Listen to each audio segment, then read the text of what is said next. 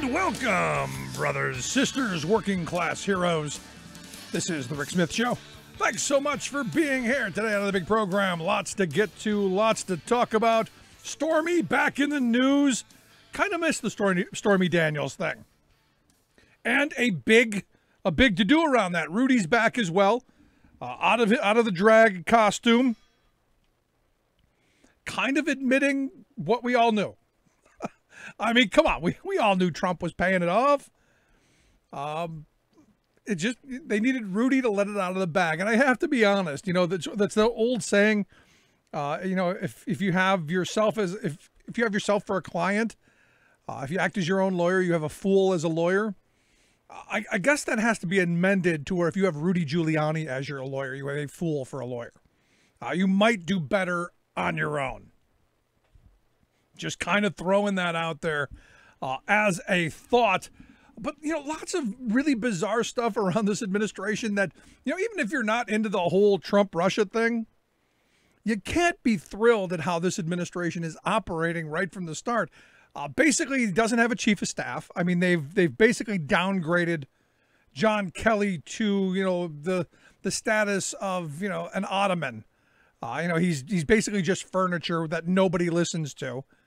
And now we find out that since his communication director left, remember Hope Hicks?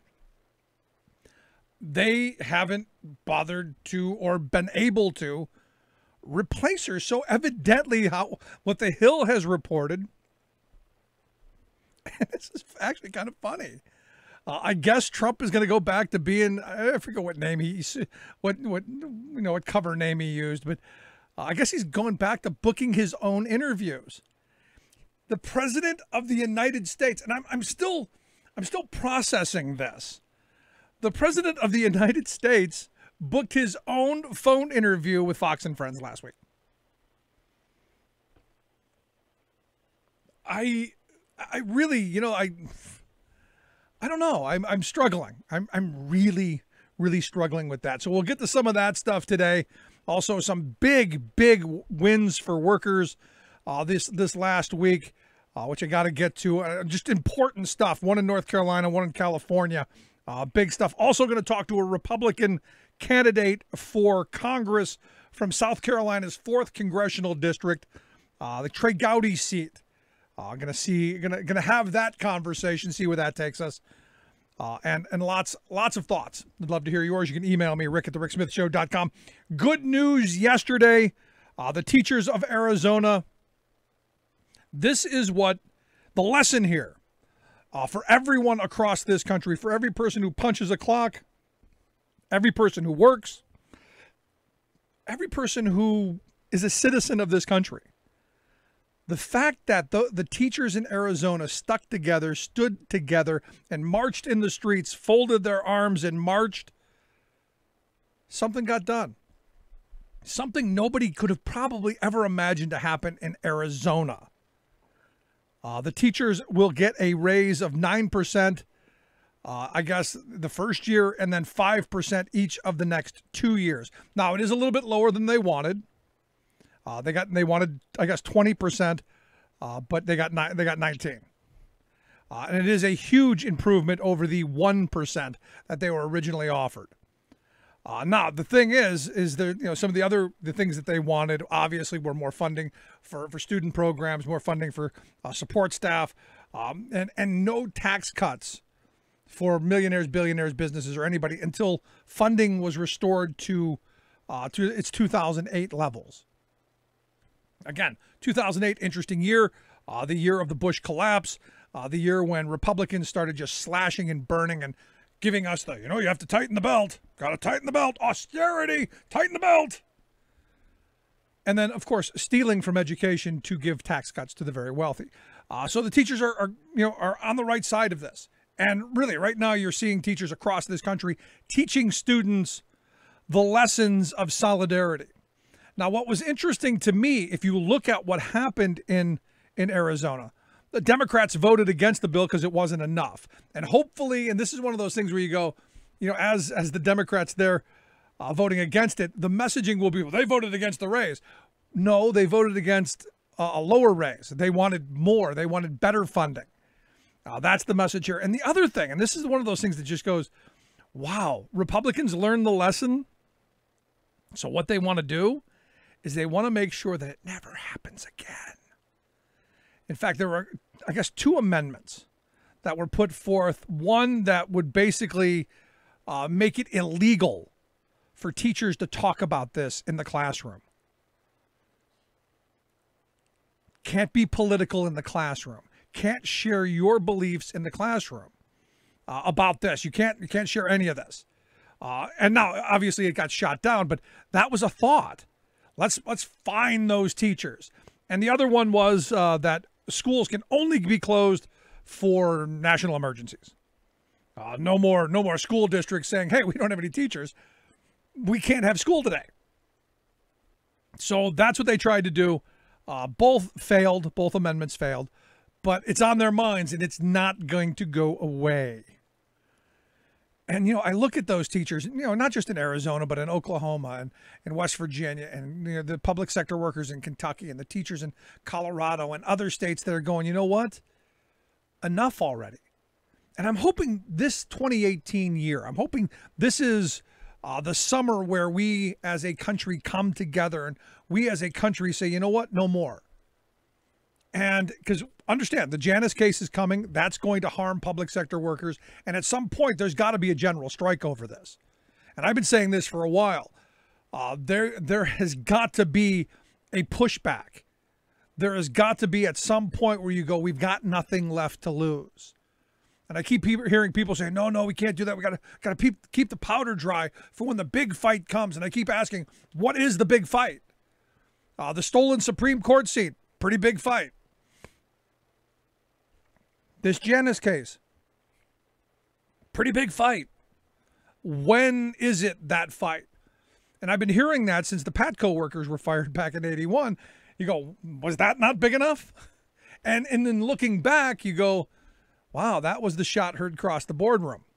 Because then it was like open season on organized workers and on workers as a whole. Because as organized workers see wages being stolen, benefits being clawed back, working conditions getting worse, so does everybody else. And at a much faster rate. So instead of a race to the top, what we've been seeing since Reagan is a race to the bottom. And no one can really dispute that. And I encourage you, please, by all means, let me know if you think I'm wrong. You can email me, rick@thericksmithshow.com. Just lots of that stuff going on. And for me, the idea that these teachers are teaching these kids what it means to stand in solidarity with someone else is really an important lesson. Because the way we change this country is we begin by changing our little piece of it. We change the world by changing our little corner of it. We make our place, our neck of the woods better. We fight for better wages, better hours, better conditions, better schools, safer neighborhoods, better opportunities. And it spreads. And, I've spent the last couple of days, having conversations about, what does 2018 mean? What does the election mean? What's it gonna take on? And it comes back to us. You, me, we, the working people of this country, stepping up, stepping forward. That simple. That's simple in my view. But lots to get to tonight. Busy stuff. Again, I want to hear your thoughts, rick@thericksmithshow.com. Let's take a quick break. When we come back, Bob Weiner is going to be here to share some of his thoughts on the gun issue. Also, Rudy, who's back. Rudy's always fun. And a little bit more. Going to take a quick break. Right back. Stick around. Own 90% of the wealth. 10% of the people. Own 90% of the wealth. Where do you fit in? Take a look at yourself. 10% of the people own 90% of the wealth. Where smart policy and sound investment matters. The Rick Smith Show. I'm Rick Smith, and this is Labor History in 2. On this day in labor history, the year was 1948. That was the day United Electrical Workers voted to strike at Univis Lens Company in Dayton, Ohio. Univis made safety lenses and instrumental optics. The UE was well established in the area manufacturing plants. Once organized, Univis fought the UE's presence at every chance they could. When the contract expired at the end of April, Univis refused to negotiate. First came the injunctions limiting picketing. This was followed by a vigorous decertification campaign. Foremen made intimidating personal visits to workers' homes, offering raises and personal loans to coerce no votes. When the UE lost the election in late July, the company announced wage increases for returning workers and firings for the remaining strikers. Workers stuck together and the strike continued. By the 26th, police swamped the picket lines, beating top UE organizers and arresting hundreds. 2 days later, the company offered a settlement for all but 11 strikers. The members refused. Then, the House Un-American Activities Committee came to town to begin a red-baiting inquisition of the UE district. The city's unions were outraged at the beatings and arrests. They walked off their jobs to bolster the picket lines and were met with tear gas. Governor Herbert called in the National Guard on August 2nd. 1,500 troops rolled into town in Sherman tanks with machine guns trained on the strikers. Scabs were escorted through plant gates between rows of fixed bayonets. Area residents, furious at the virtual martial law, flooded the governor with angry protests until troops were finally withdrawn. The strike ended in victory, with workers winning most of their demands. All but 5 were reinstated, and by the following April, the NLRB voided the decertification election.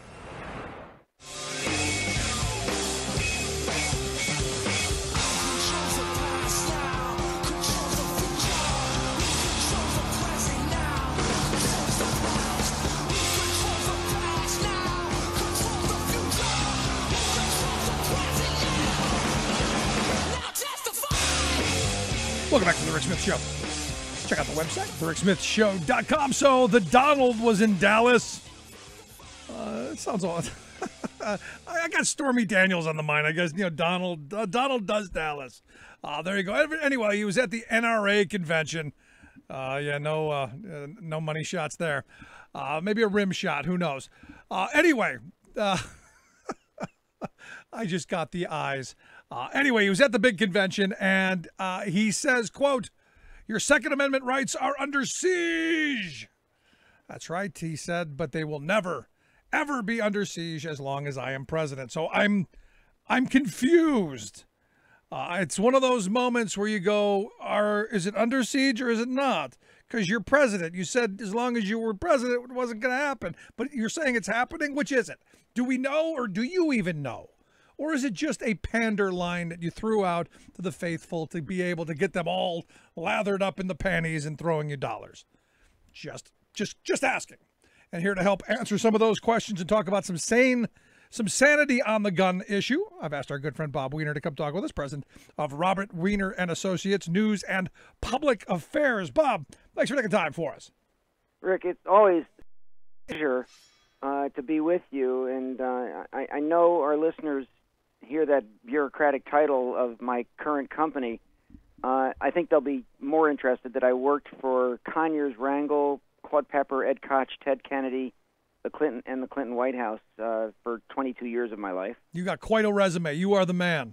Well, your radio show, congratulations on its expansion and success now, because we were all a little worried there for a little while as things were difficult. And Rick, I'm just thrilled at your success because you bring out the truth and really help the working man and woman. I give it a shot. But let's get to the gun issue. Yep. Under siege, Bob. The guns are under siege. And as long as he's president, they won't be. Am I missing something there? You're not missing anything. We did a piece, and it was ranked one of the top 2 op-eds in the country by a group in the Colorado Gazette, where Columbine was had. And did you know that, this is the column, an assault weapons ban would make a difference? Quit saying that it wouldn't, because all 15 mass killings of 10 or more since Columbine have involved assault weapons under the ban by the Brady Bill, which was sunsetted by the NRA. They're full of it when they say it won't make a difference. It would take away the worst headlines. Those kids from Parkland are absolutely right, Rick, that quit stalling around. And the NRA wants to create this fear, and Donald Trump panders right into it, this fear of the NRA. You know that Congress people have won. I remember the Bloomberg-funded gal who opposed the NRA person, Robin Kelly, who won as an anti-NRA person in Chicago. It can be done. It is done. Rick Scott had a cave, Rick. Different Rick, obviously. Rick Smith and Rick Scott. Okay, but Rick Scott had a cave in Florida when the kids made it that he could not win in his attempt to be a senator now that he's been governor and he wants to be senator and beat Nelson, that he could not win unless he moved on the gun issue. So he did raise the age, which the kids had been asking for. That was one of their two main things. But the other is the assault weapons ban. Yep. The Brady bill had it. The mass shootings were down, way down, and it worked. Now, the argument that the gun people make is, it's only 1 or 2% of it. But it's the key headlines. It's the big headlines that give the angst to the entire American people. So the NRA should love the fact of banning the assault weapons, because it would take away the worst headlines against guns, and it actually would accomplish something meaningful. Right, but here's the thing. But, Bob, a good guy with a gun, law-abiding guy with a gun. We love law-abiding good guys with guns. Guns, good. Guns, good, yeah. Guns, good, especially in schools. Guns, real good, where you don't quite know who to shoot at because, you're a teacher and you're picking up your gun. The teacher's not going to have an assault weapon in their drawer in the desk. That's we just should not hang it on the blackboard. Look, the kids they'll stay in line. Hang it right there, right behind and you. I watched that Trump speech. Knives do more damage. Look at the blood from the knives. I couldn't believe he's saying that. Tell me, and we're in the National Press Club watching that speech, because that's what I work out of now, and people were just laughing at Trump saying, a knife is quicker and more damaging and more dangerous than an assault weapon, which is a machine gun shooting at people and killing them en masse. Yeah, that's just the way it works. They are doing everything. They're so afraid. Rick, they're going to lose on two fronts. They're going to lose on the gun issue because the kids are going to come out in droves.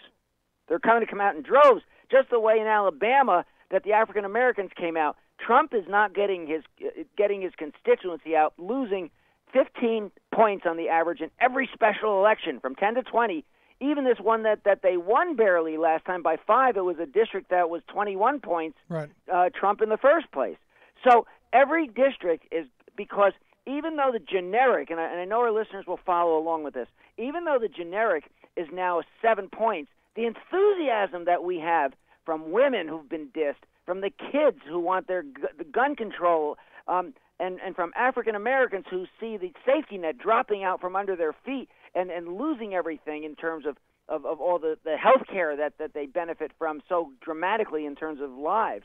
So and food and housing and trying to, triple Carson now trying to triple the rates in public housing and all of that.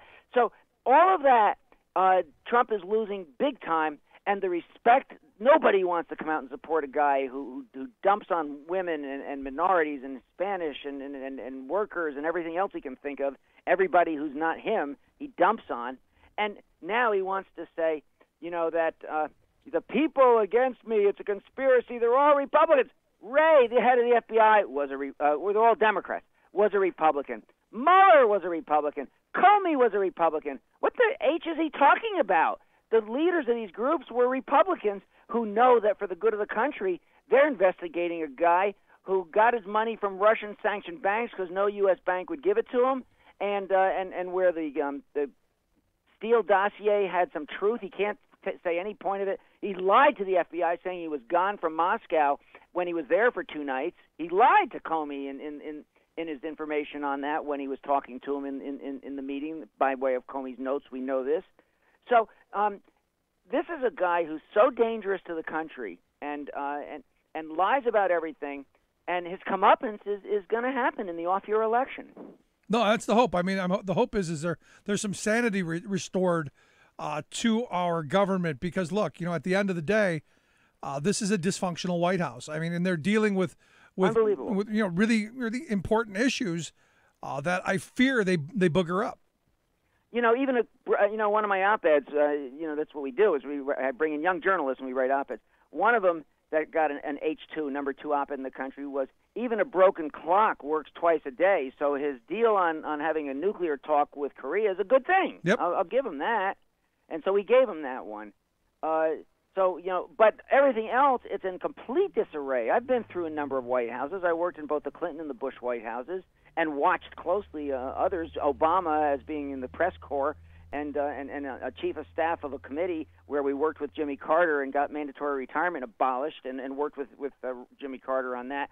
And it just doesn't happen. You don't have a guy who knows nothing about the issues, zero zilch, doesn't do his homework, and thinks he's a know-it-all, and have that run the country, and the rest of the world just laughs at him, and that means they're laughing at us. It's a tragedy. Yeah, is he the dumbest president in history?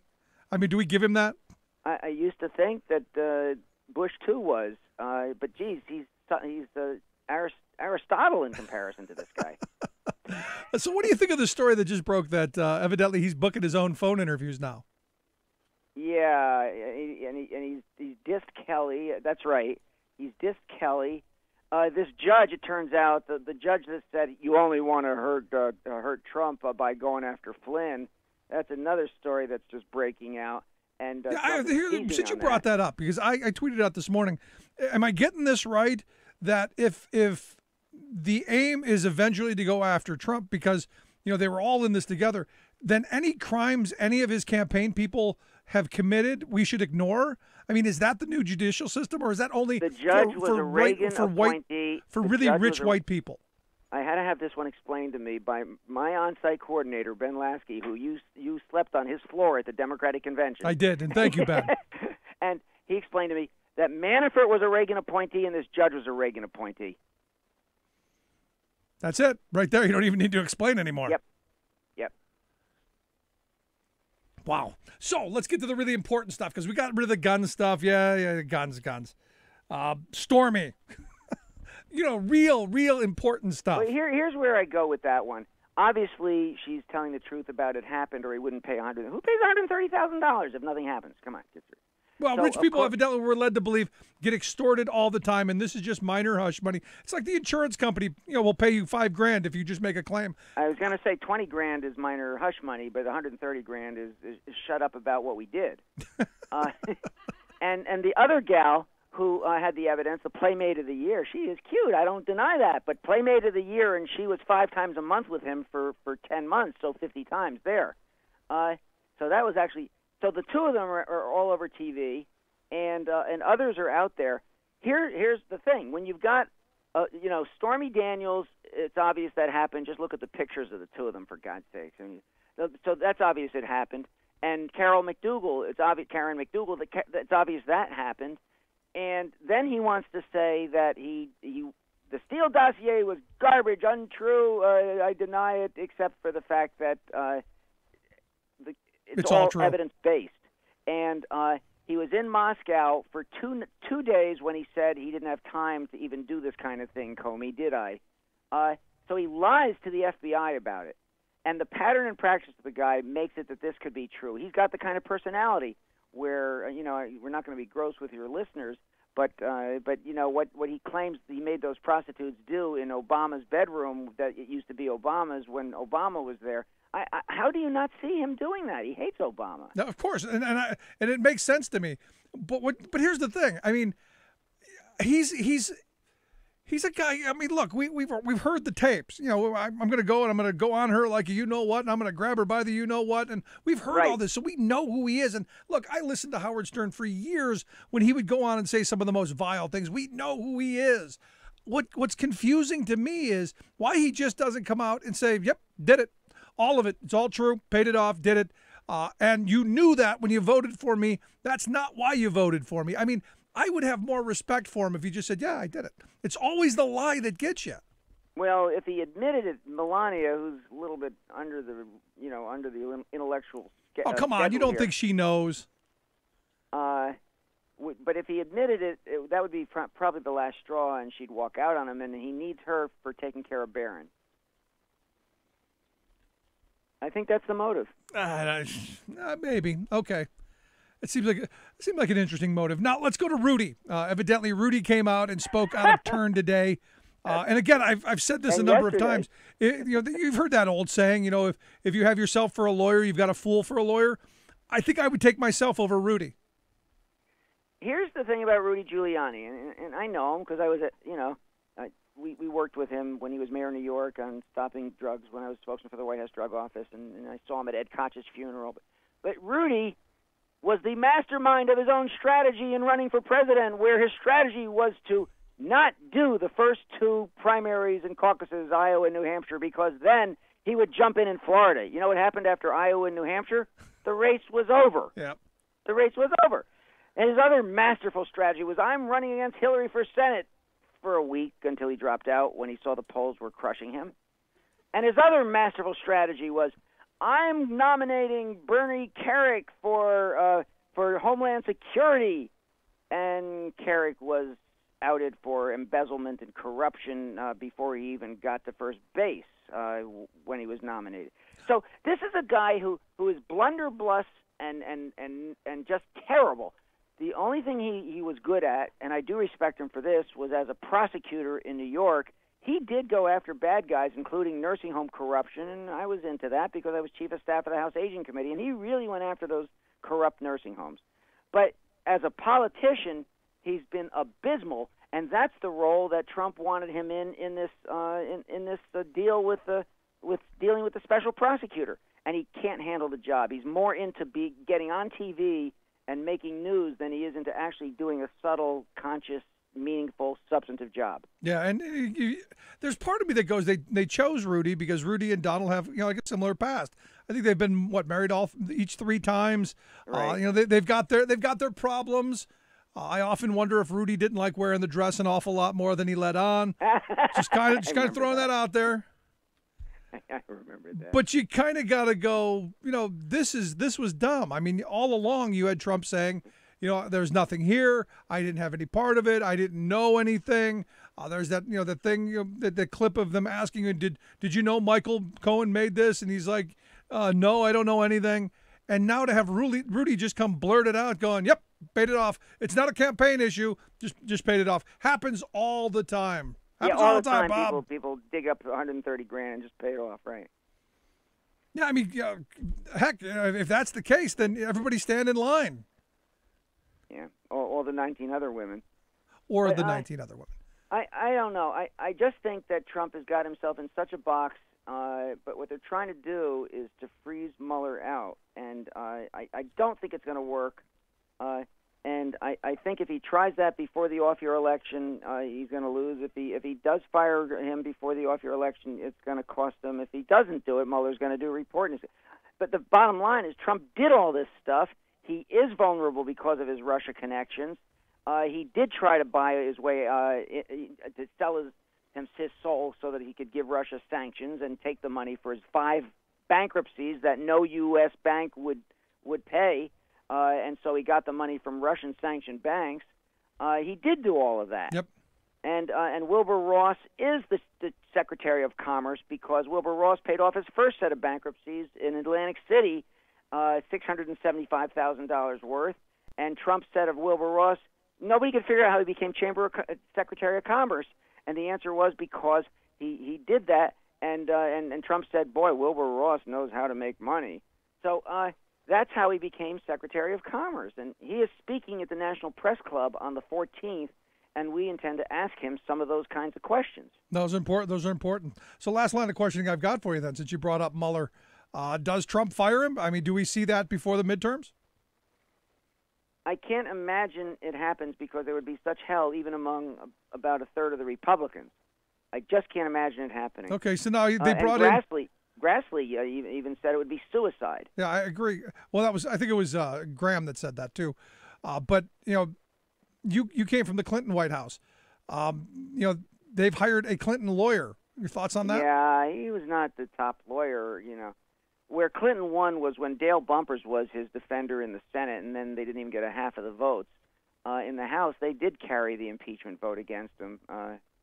I remember when the vote was being taken I was with Conyers. I came over, and Pat and I, my wife Pat. Yep. And we went into his room, into his office, and he had the door closed, the lights off, and he was playing soft, solemn music. That's the mood he wanted to have as he walked down into that vote in the Judiciary Committee, where he was the ranking Democrat of the Judiciary Committee, and he was going to be Clinton's defender, but he knew he didn't have the votes. I mean, that was the reality in the House. They just didn't have the votes. Yeah. So is this worse? Clinton's was about sex and never asked anybody to lie for him, never once asked anybody to lie for him, and it was about his own personal sex life. And if you went around to anybody, and I did, to go to supermarket tellers, to cab drivers, to anybody, everybody understood how you don't just babble to a prosecutor when you think he knows nothing about your private sex life that is an affair that's not with your wife. Who would just offer and volunteer that? So that's what that was about. Of course he tried to keep that secret. Half of America has divorces, Rick, unfortunately, and, right. and that half is because they're not faithful to their wives. Yeah, good point. So that's the deal. So that's all the Clintons was. He couldn't get him on Whitewater. He couldn't get him on Travelgate. He couldn't get him on hiring this and that. He couldn't get him on anything.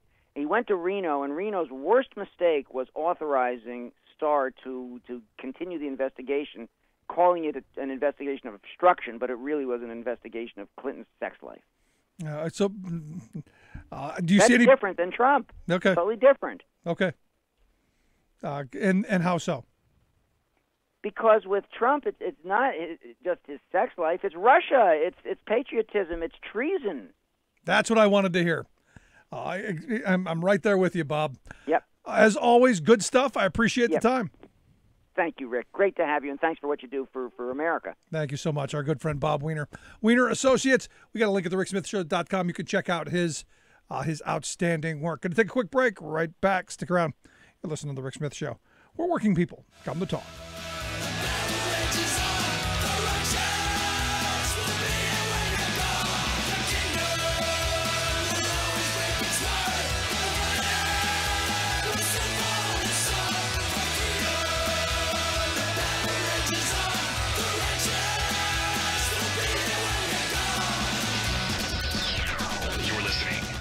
Smith Show.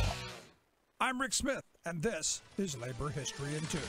On this day in labor history, the year was 1886. That evening, a workers' rally in Chicago, Illinois, became known as the Haymarket Tragedy. On May 1st, workers across the city and around the country held massive rallies for the 8-hour workday. Later, the police had fired into a crowd of workers on strike outside the McCormick Reaper plant in the Chicago neighborhood of Pilsen. 2 workers were slain and many more were injured. Angry workers called a rally at the city's Haymarket Square to protest the police violence and to call for the 8-hour day. When the police attempted to disband the rally as it was ending, an unknown person threw a dynamite bomb into the ranks of the advancing police. In their confusion, the police began firing their weapons. A total of 7 policemen were killed and an unknown number of workers were struck. In the aftermath of the bombing, union offices and labor papers were raided throughout the city. 8 vocal supporters of the workers' movement were put on trial. 4 of the men, Albert Parsons, August Spies, George Engel, and Adolf Fischer, were sentenced to death by hanging. A 5th man, Louis Ling, died under mysterious circumstances in prison. Historian Bill Edelman explained the importance of Haymarket,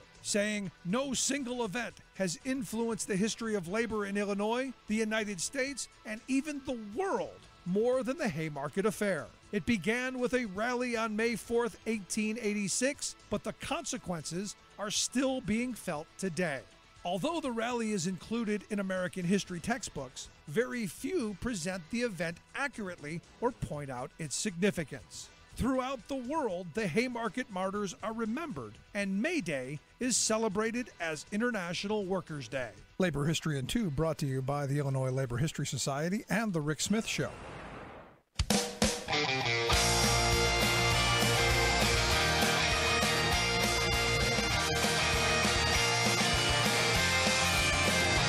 Yeah, this one's for the workers who toil night and day, by hand and by brain, to earn your pay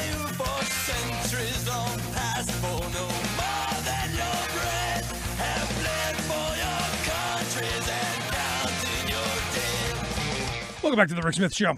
Check out the website, thericksmithshow.com. Big story coming from North Carolina.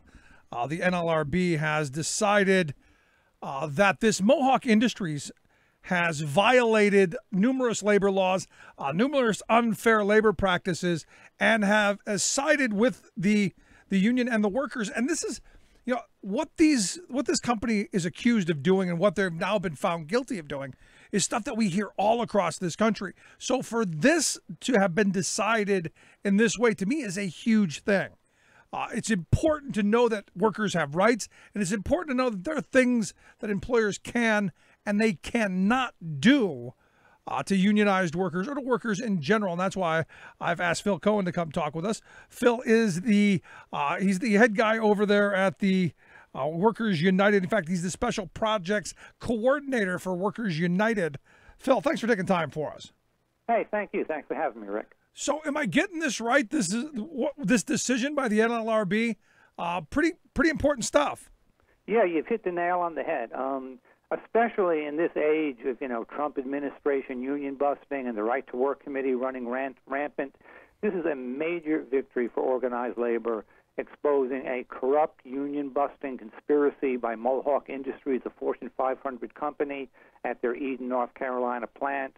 They were cited for literally dozens of violations of workers' rights and the National Labor Relations Act. I mean, egregious stuff, direct management solicitation of signatures on the petition, bullying employees to sign, threatening and interrogating employees who wouldn't sign, making illegal promises about what would happen if the union was gone, basically paying a small committee of hand-picked anti-union employees for a month to run around the plant and try to sign up their coworkers. And the number of individual counts that were identified and cited in these charges is staggering. There's dozens of them. Yeah, when I was reading the article, it said there were 45 separate violations. And that was just for 3 members of management. There were numerous other violations that have to do with ways in which the company established a separate set of policies and rules for the anti-union employees. But there were 3 members of management who, amongst the 3 of them, were cited for 45 what they call bad acts, 30 of them by one department head named Victoria Petty. Wow. So the reason I think this is so important is we're heading into what I think is going to be one of the most tumultuous times in labor's history, or at least in recent memory, at least, Wagner Act forward with this Janus decision that we're expecting could be any day now. And it's this kind of behavior by an employer that is illegal, but, it's one of those things where, asserting your rights kind of difficult. Yeah, the most gratifying part of this campaign was the number of workers who came forward, and especially workers that the company identified as weak links, that they could pressure, they could bully, even if they didn't sign, they keep their mouths shut. The number of those employees the company thought they could get away with targeting that came forward and found the courage to give affidavits to the NLRB was just absolutely amazing. It's like the most inspiring part of this whole campaign, because we really journeyed with a number of these witnesses. So an inner process, between fear and the desire to tell the truth and do the right thing, and seeing the final decision being to come forward and, in essence, be a whistleblower against a corrupt conspiracy by their employer was just an absolutely awe-inspiring thing to be part of. Walk me through some of this, because you said a second ago that you had the employer who was approaching employees, pressuring them to sign decertification votes, making all of these promises. In this day and age, I think a lot of people don't realize that that's illegal activity. That they think it's just an employer trying to make their case, and because we've become accustomed, I think, as a working class, to this kind of, and I always point to the Pennsylvania Workers' Compensation Law when I make this point, because it's still, even from 1915 till today, it still refers to the employer-employee relationship as master and servant. I think we've got that in our mind, that the boss is the king, they're the master, and we're there at their behest, at their will. It's so unfortunate that that's true in America, supposedly the world leader of democracy, when that is not how workers see it throughout Europe and, frankly, throughout many African countries. I mean, unfortunately, we lag way behind, workers in many, many other nations around the world and just understanding the inherent, rights and dignity to which working people are entitled. And I think, given the climate of the Trump administration, you have companies trying to take advantage of that. And this is a 79-year-old union local, okay? Local 294T has represented workers there for nearly a century. Mohawk Industries bought the plant from Karastan in 1993. It's actually a Karastan rug plant. But they waited until now to make their move. Well, obviously, because they know that this administration would be more than happy to allow them to do whatever they want. And again, I go back to this Janus case. It appears to me that the employer-employee relationship is going to get a whole lot hairier, especially if you're in a unionized workshop right now, because the employers now feel emboldened, not just because of what the decision that's coming, but also by this administration, which is why I think this decision is so important. Actually, it's interesting. I was just sitting around talking with my girlfriend about 15 minutes ago, just about the whole climate of, the Trump administration, the Trump-appointed labor board, and I said, we are heading into uncharted territory. I said, this is like as if the Earth was invaded by Mars. We have no frame of reference whatsoever how to deal with this situation. And, as I talk, regularly with the union's attorneys and with the regional director of, Workers United Southern Region, we're really, trying to just get a sense of exactly who and what we're dealing with. It really is uncharted territory. But the thing about this case, we've nailed the company from so many different directions. The volume of evidence brought forward is so overwhelming that for this case to get overturned, the adjudicator would have to essentially say, this is entirely about politics, we're throwing away the law. Yeah, but here's the thing, Phil, and this is what bothers me. And again, people ask me about, why I thought the Employee Free Choice Act should have been the very first thing President Obama did is, the reality is what are the penalties to this company? Virtually nothing, in my view. Listen, you're absolutely right. I've been using I actually gave a presentation before on Bill Gould, when Clinton appointed him the head of the NLRB right after he got elected. And I said exactly what you're saying. I said, imagine if someone is arrested for selling crack, and the only penalty is they have to give the crack to the police and post a sign on their door for 60 days saying, I will not sell crack in the neighborhood again. What's the incentive to not go back and sell crack 6 months later? Right. Engaging parties who engaged in this type of conspiracy, which in essence is a fraudulent conspiracy. It's an employer wanting to bust the union. That's illegal. So they try to work through a hand-picked group of employees that they're able to seduce and bribe one way or another to pretend it's the employees doing it. But as a fraudulent conspiracy in any other area of our society, people go to jail when they're busted for that. Their lawyers get disbarred when they're busted for that. But here there's no penalty at all other than they're going to have to continue living with the union. Yeah, and the other part of this is there's an entire legal frame of mind. The union avoidance lawyers or the union busters that we know them to be, the scab lawyers. Yes. There's a whole industry just for doing this kind of shenanigans. Even for employers who may not really want to, they're being pressured by these firms to go, hey, we could make you quote unquote union free. Hey, tell me, I've dealt with half of them in the last 30 years. And what was also really unfortunate is when these lawyers, who are kind of they're like gun runners, they don't get paid unless the war keeps going on. I've seen companies just led down the road to hell. Yeah. In a case they couldn't win, they should have settled by their lawyers who keep egging them on, saying, yeah, we can win this at the next stage of the appeal process. Yeah, because we're billing every 6 minutes. You got it.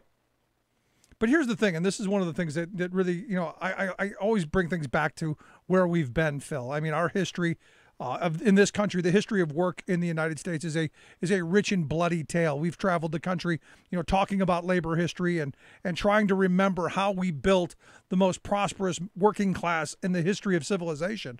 And it was by fighting these fights against these kind of employers. And, to me, it's important to, one, remember the history, but two, celebrate these victories in a way to tell other people that you don't have to take this. You don't have to tolerate this abuse, and there's a way forward. Hey, absolutely. Actually, that's part of the reason why I do a lot of interviews to try to spread the story. It's the reason I wrote my book, The Jackson Project, War on the American Workplace, because I think it really is important to wake up and educate the American public about what really goes on inside industrial settings and the abuses that employers perpetrate on their workforce and how to beat them at their own game. No, I mean, and again, I go back to the history of this stuff. This is what employers used to get away with. I mean, there was an era where you couldn't get a job unless you signed on the line that you would never talk to a union and never join a union. Exactly. Our courts said that's illegal. It's unconstitutional. Yet I argue, we're right back in those same days. I even argue that we're almost back to the days of the company store and company script. The way employers are trying to push these Visa pay cards on us and all of that other stuff that's coming.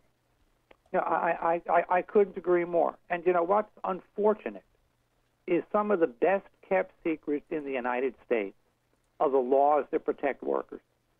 The substance of the National Labor Relations Act, rights under workers' comp, rights under the FMLA. Workers in non-union environments are getting screwed, day after day under these laws because they simply don't know about them. And employers not only make no initiative to educate employees, but every initiative to pull the wool over their eyes. And it's only unions that educate workers about what their rights actually are and then back them up in enforcing those rights. You mean those greedy unions who only want your dues money? It's having lived this life that is such it's such a pathetic cliche. Okay, you know what? Every stereotype in every profession has a few people that fit that stereotype, right? Within journalism, you got a few people that really did commit plagiarism. Amongst law enforcement, you got a few cops that really, are, brutal and corrupt, et cetera, et cetera. But, the truth is, having lived this life and with the many, many people I've worked with in the labor movement, that stereotype is just so out of touch with reality. Yeah. And again, I want to go back to the history aspect of this because, Sure. The fact you're talking about North Carolina, I mean, the fact that there's a union shop in this facility is pretty impressive to begin with. And I can't imagine what it took for that to happen and, the blood, sweat, and tears that it took for people to organize and to have that kind of situation. I think it's important that people realize that, you go back 100 years before the Wagner Act, back when it was, joining a union was almost illegal. In the private sector, we're almost at the same density rate as we were before when it was almost illegal. Yes, you're right about that. Now, one of the big divides here, and it's actually one of the things that Mohawk capitalized on in their campaign. Okay, so someone asked me recently, did they exploit, a racial divide? And I said, no, they exploited a generation divide. Because, the folks in the millennial generation have so little sense of what unions are about. Oh, so you have no idea. I'm sure you do. Yeah, the leadership in Local 294. Now, I've never dealt with a better committee under fire than this group of folks. The leadership, the active people, are folks in their 40s, 50s, 60s. And it's actually the kids. It's low seniority people with a couple of years behind them, 30 years old, that for the most part the company seduced into carrying out their dirty little scheme. And part of how they did it was saying to them, look, without the union, seniority won't matter. And hey, if there's a layoff, you stay, and one of these senior union people will lay them off. So divide and conquer. Rallied. You go back to Jay Gould. I could easily hire half the working class to kill the other half, right there in action. Yep, that's right. That was their philosophy, but they didn't get away with it. And good on you guys. Now, walk me through where things are now. I mean, this has got to be a moment where this has pulled the workforce back together. I fear that this becomes a situation now where Mohawk, because as you pointed out, a very large corporation, says, okay, fine, we can't break the union. We're just going to move. Well, actually, no. I don't see that happening for a couple of reasons. Karastan is one of the premier rug manufacturers in this country, making like both really high-end quality rugs Yep. and commercial rugs for like that go on airplanes. Very interesting. Several years ago, Donald Trump bought $5 million worth of Karastan rugs for his various offices and domiciles, etc. So anyway, Did he pay the bill? well, that's an interesting question. I'll have to ask management that next time I'm in a conversation with them. But this isn't an operation they could move elsewhere. Okay. The plant in Eden actually built their own unique machinery. It's actually a very impressive facility. You know, all these labor issues aside, the facility itself is extremely impressive. They've designed and built their own unique machinery and loom sets to manufacture especially their nicer rugs. So it's not an operation they could really move. But what they're going to do, they actually posted on their TV monitors today. They basically said the union specialist, obviously me, is skilled at getting the National Labor Relations Board to do whatever he wants. But everything that they've come out with in this complaint is lies, and we're going to take this to court. It is actually going to go to trial beginning September 10th. I don't think they have a prayer in hell of like overturning a case like this. And Right, but don't you think this is more about not winning, but just dwindling your resources and keeping you spinning your wheels so that you're not organizing others? I don't think Mohawk themselves really cares about that. Mohawk, the amount of money that they're spending on their legal fees and their lawyers, it's nothing to them. Right. They've got money to burn. I mean, last time I looked, their stock was selling for $280 a share. Wow. So they're just, it's a mixture of pride, ideology, and probably having the wool pulled over their eyes by their own lawyers about what their chances are. But in a sense, it would end up being, the further this goes in the appeal process, the more important a victory it's going to be for the labor movement when we prevail, which we're going to. Let me ask you a last line of questioning, Phil, because what do you hope people will take? What lesson do you hope folks will take from this? Well, first, in union shops themselves, okay? Right now it is hunting season, and we are the ducks, and people really need to keep their eyes open for the first signs of a decertification petition and understand what to take notes about, understand the types of evidence that we're looking for to make a case with the board, understand that management trying to get employees to sign a petition or anti-union employees being allowed to wander into other departments is a violation of federal law and start to document it. And, for the general public to simply realize the kind of corrupt labor practices that pillar of the community corporations perpetrate, and just really understand the hypocrisy of what's really going on and what working people have to put up with in this country. It's know your rights. It comes to that simple phrase. That's exactly right. Phil, I appreciate the time. Congratulations. Good on you guys. Keep the good fight. And as this continues, we'd love to have you come back and keep us up to date on what's going on. Hey, we'd enjoy doing that, and thanks for having us. Yeah, Phil, I appreciate it. Good stuff. Phil Cohen, he is the special, and I don't say that lightly, he is the special projects coordinator there with Workers United in the southern region. Good stuff. Let's take a quick break. Right back. Stick around. You're listening to The Rick Smith Show. We're working people. Come to talk. 7, yeah, and I'll go to work at night. I got no time for living, yeah, so I'm working all the time. It seems to me I could live my life a lot better than I think I am. I guess that's why they call me the working man. Making the blue blood see red. The Rick Smith Show. Waving the flag of freedom for people, not corporations.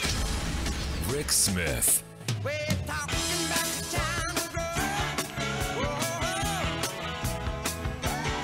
Time to grow.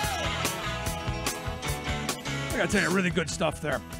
And good on them for standing up and fighting back and saying, no, we're not going to take it. And look, I hear these stories from workers all across the country that the employers have made all these promises, that the push is on. And understand, once Janus is decided, once the Janus versus AFSCME case is decided and the federal government is used as a bludgeon over states' rights, because remember, the amazing thing here is the ideological right wing keeps telling us how much they love the 10th Amendment and how they're 10thers and how they believe in states' rights, but yet this decision, and it's going to be interesting to see where the 5 conservative justices fall who all talk about states' rights and the importance of states' rights.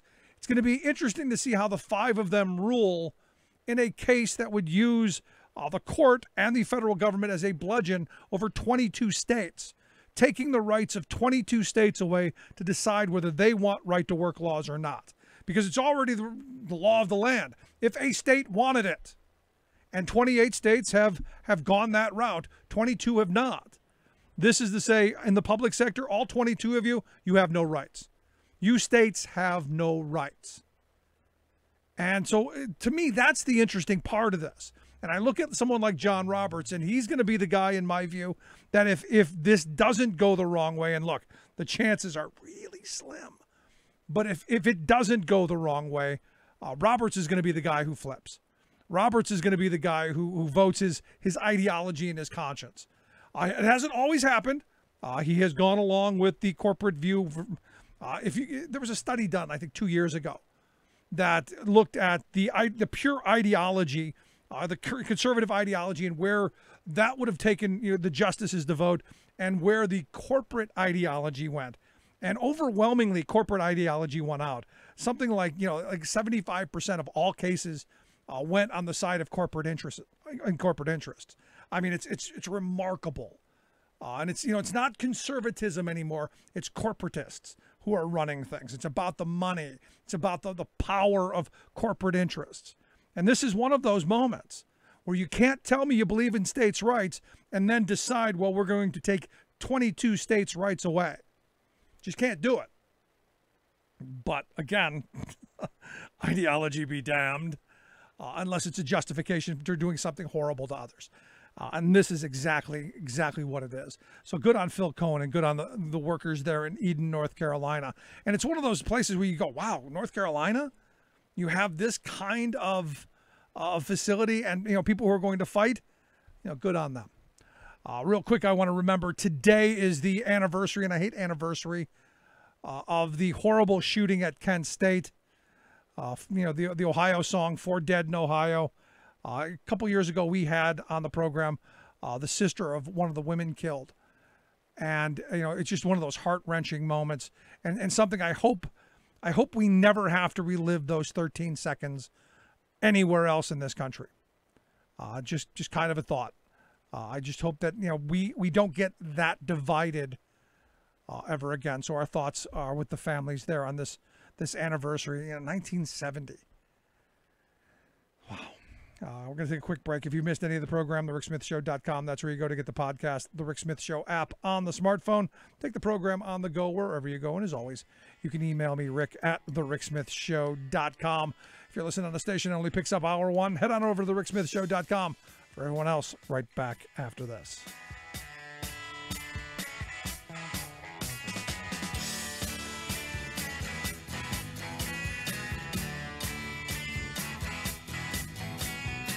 Controversial, thought-provoking, opinionated.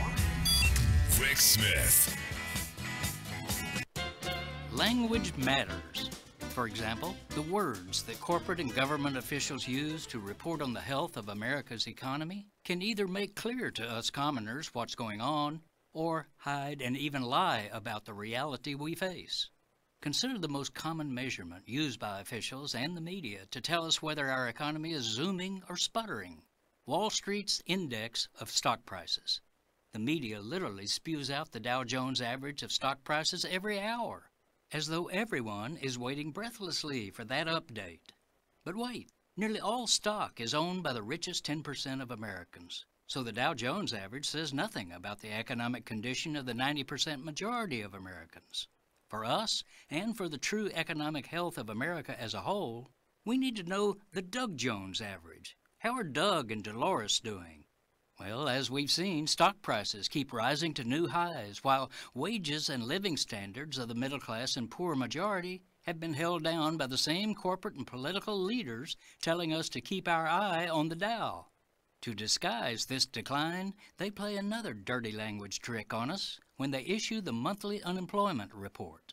Currently, with the unemployment rate down to 4%, they tell us America's job market is booming. But wait again. That only reflects the number of jobs, not the dollar value of those jobs in terms of wages and benefits. Having lots of people doing poorly paid work is hardly a healthy job market. Notice that they don't measure the stock market by the number of stocks out there, but by their value.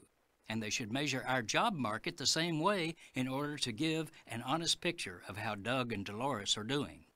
This is Jim Hightower saying, of course, they'd only do that if they gave a damn about all of us Dougs and Doloreses. And that speaks volumes about their bias for stock-owning elites. Hightower's commentaries are brought to you by the Hightower Lowdown, the monthly newsletter with Hightower's take on what Wall Street and Washington are up to. For information, visit hightowerlowdown.org. Your working class radio experience, where hard work, common sense, and rational thought are a reality. The Rick Smith Show. Working hard to make a left, rain shed from red. Father, son, left a cameo, blue denim, had his vein. Oh, he's a working class man. Welcome back to the Rick Smith Show. Check out the website, thericksmithshow.com. So huge, potentially a huge decision coming out of the California Supreme Court. And I've been railing on this misuse of independent contractors for a long time. You know, back to when I was driving for a living and on the road, I'd see these guys who I'm my own boss. I got my own truck. I'm an independent contractor. And you go, how much money you got in your account? Well, none. Because the boss hasn't paid me, and I owe huge amounts of money on leasing the truck and paying my insurance. And yeah, you're your own boss, all right. You've taken on all the risk, all of the payments, all of the headaches, and well, you're still starving. And they've taken that from the trucking industry. And I say, look, the trucking industry is kind of like the canary in the coal mine. They try it out there first, and then across the economy it goes. And what we're seeing, independent contractors popping up everywhere. And at some point, legally, we're going to have to deal with it. But in California, their state Supreme Court has come up with a decision, and I got to talk about it, which is why I've asked Barry Broad to come talk with us. He's the legislative director with the California Teamsters Public Affairs Council. Barry, thanks for taking time for us.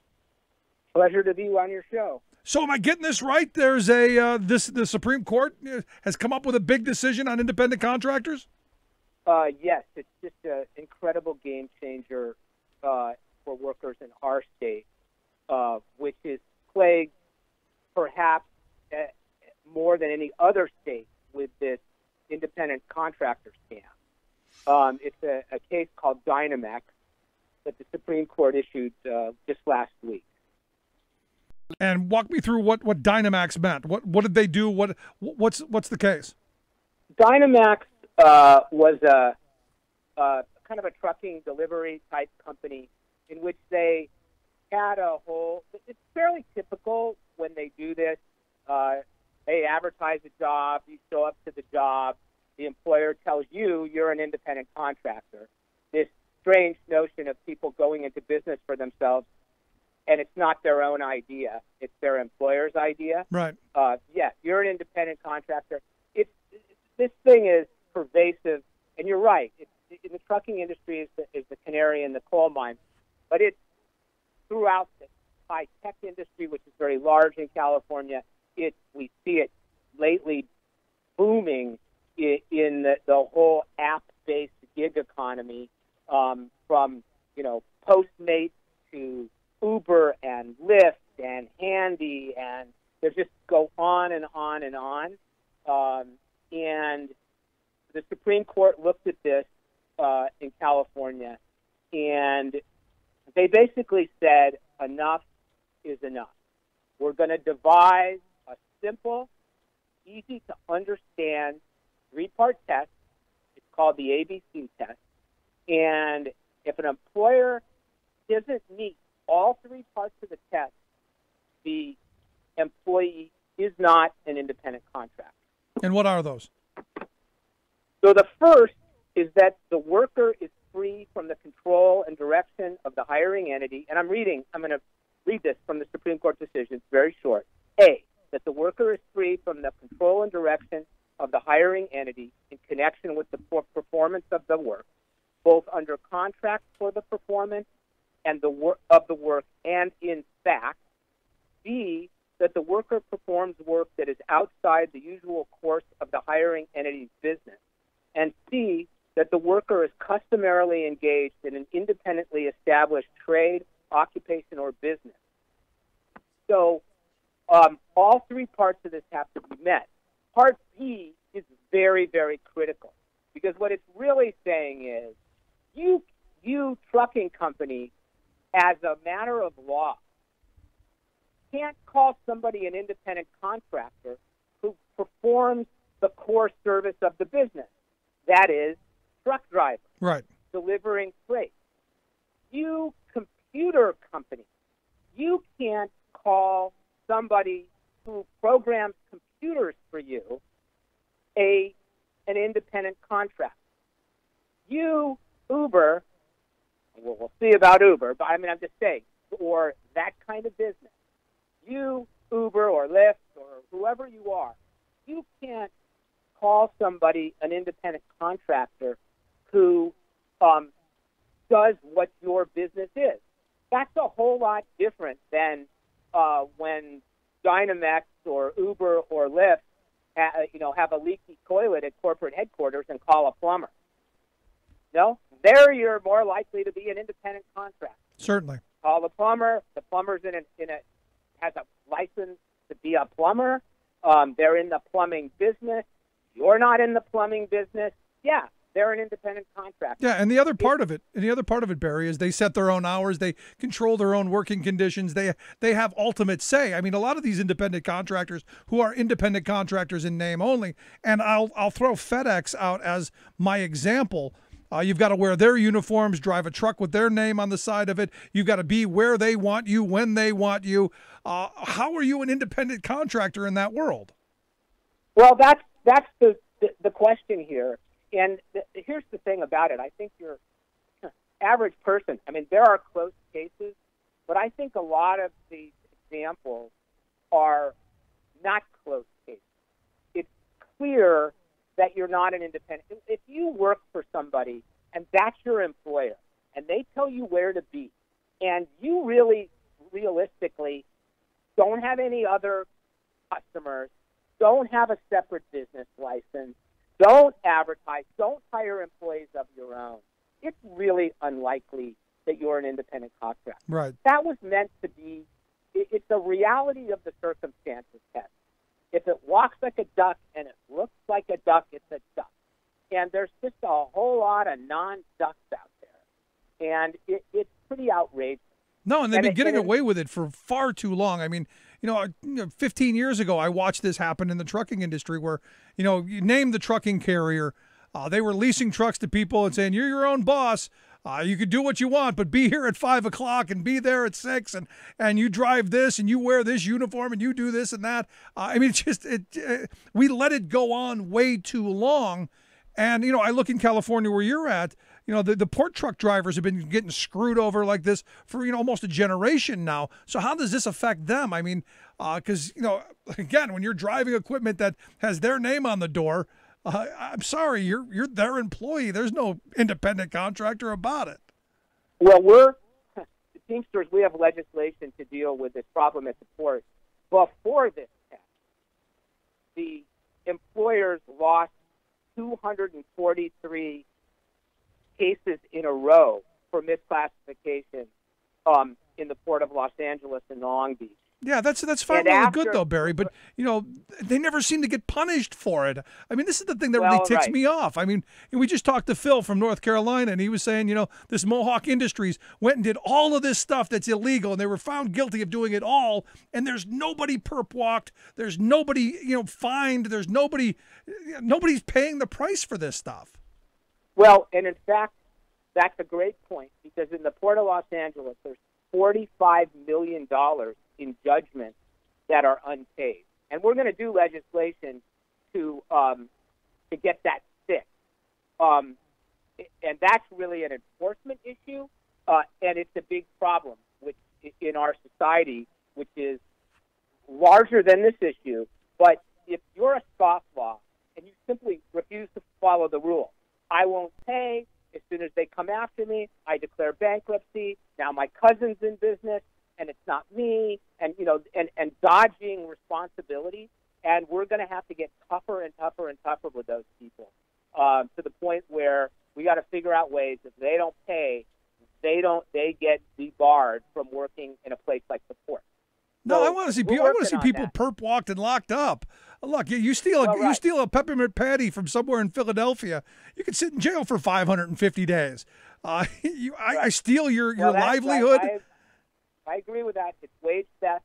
But I'll tell you something, and you're right. If they saw one person getting hauled off to county jail for a year for wage theft or 2 years for wage theft, it would change things a lot. Because if you steal from a worker, it's a civil matter. But if you steal 15 cents, from the grocery store because you're hungry, it's crime. Yep. And that's a bias in our whole system. This decision, however, is a game changer. In a place like the port, where this is like the worst, they're among the most exploited workers in the United States. Yep. Largely both immigrant coasts. drivers, right? Largely immigrant drivers. They're subject to all these schemes. Not only are they designated independent contractors, but there's these leasing schemes. There's these insurance fraud schemes. There's the biofuel scheme. They're really sharecroppers on wheels, and some of them work in and because they're paid by the trip, but they don't know how long they're going to have to wait at the port to pick up their container. They can literally work for nothing in a day. Yep. They don't even get the minimum wage. They don't get anything. They lose money, and they have no choice. And they literally have no choice. And we're working really hard to blow that system apart. This decision it sort of ends the discussion. That's fabulous. There's really nothing more to talk about at the port. And we actually have legislation that we've introduced this year that we're really enthusiastic about, which will put these scofflaws on a list, on a website, and that if a shipper hires them when they're on that website and they have an unsatisfied judgment for wage theft or misclassification or tax fraud against them, and they hire them and they do it again, that shipper gets joint liability. And now we're talking about Amazon and Walmart and Target and you name it, the major shippers, and they really control the economics. Yeah, but here's the thing. And- I look at someone like Walmart who, they're always pushing for the lowest price. I argue that mentality not just creates this, but mandates a system where we're cheating the least able to defend themselves. And as you pointed out, these port drivers are mostly immigrants, mostly minorities, all of them living in poverty or poor. So it's easy to exploit them at this moment. But fortunately, and good on you guys for fighting for them, and good on this decision. I mean, at some point, I keep asking, when are we as a society going to say enough is enough? Well, I think the California Supreme Court has said enough is enough. And it was a unanimous decision written by our Chief Justice, who was appointed by a Republican governor. So I think it's a ringing endorsement for doing the right thing. So let me ask you this. Any chance that goes to the U.S. Supreme Court and can be overturned, or is that a state? I mean, because we don't seem to believe in states' rights anymore, especially if the Janus decision goes the wrong way. Is there any way that this goes to the U.S. Supreme Court's overturned? Not this decision.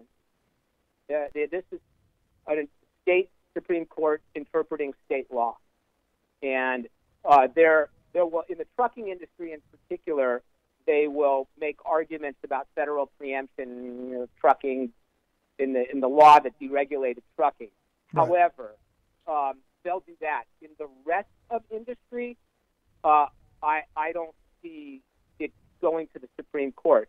The danger is Congress stepping in and trying to eliminate state rights, as they're trying to do right now, where they're trying to eliminate rest breaks and meal periods for truck drivers, actually. Which is That's insane, what the which is just nuts to Republican me. Congress, yeah, like, they don't get overtime. They work 15, 16 hours a day, sometimes longer, and now we don't want to have them be able to rest or have meal breaks. That's the Republican Congress and Donald Trump. Yeah, but Barry, what you don't understand is the machines are coming, the robots are coming. The only way your people are going to be able to compete with those machines is to work 24 hours a day, 7 days a week for basically peanuts. Until the day they eliminate their jobs. That's the plan. And that's why we got to keep fighting.